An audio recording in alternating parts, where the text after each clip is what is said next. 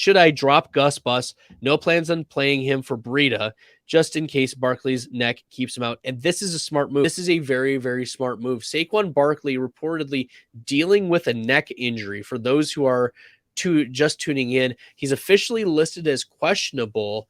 And his coach, Brian Dable, told reporters that his Week 14 game status is in doubt because of that neck soreness.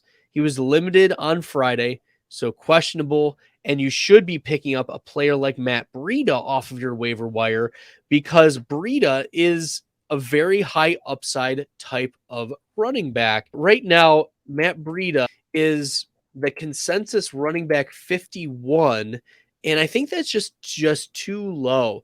We've seen a couple games, one in fact this year, where Matt Breida finishes the running back 20 against Detroit. He went 3 for 13 on the ground. He caught a 16-yard pass, and he scored a touchdown. And it really doesn't take much to move into that top 24 if you get a little bit of work and you fall in the end zone. So you should be picking up Matt Breida for the massive upside that he could provide to you over replacement. We're scrambling over who can get me fantasy points. Like, I'm recommending that you start like Zonovan Knight this week. Yeah, I'm recommending that you play Jeff Wilson this week, despite the riskiness. You're probably going to have to fire up James Cook. And so if you can get a player that we've seen have success like Matt Breida, right? Let's look at some of the games that Breida has had in the past. Okay, he's been a seasoned vet, came into the league 2017. He had a few games back in 2017 where he got double-digit carries, right? In those games, 8 fantasy points, 5 fantasy points, 2 fantasy points, 14, 11 fantasy points.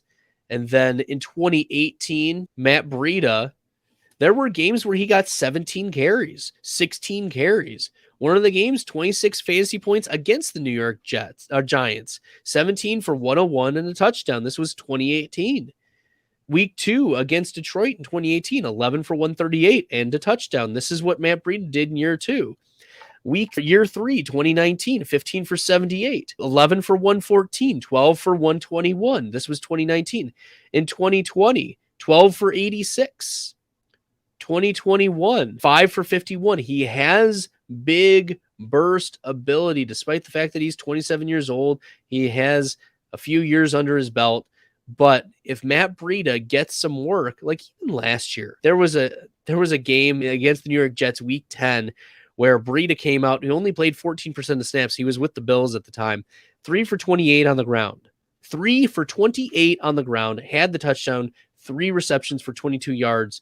16 and a half fantasy points in half PPR. That is running back 1 level. So all Breida needs to do is fall in the end zone to get you into that running back 2 range. So yes, he is the type of player you drop Gus Edwards for. If you are new, or if you like the answers that I'm giving, make sure you're hitting that red subscribe button. It really helps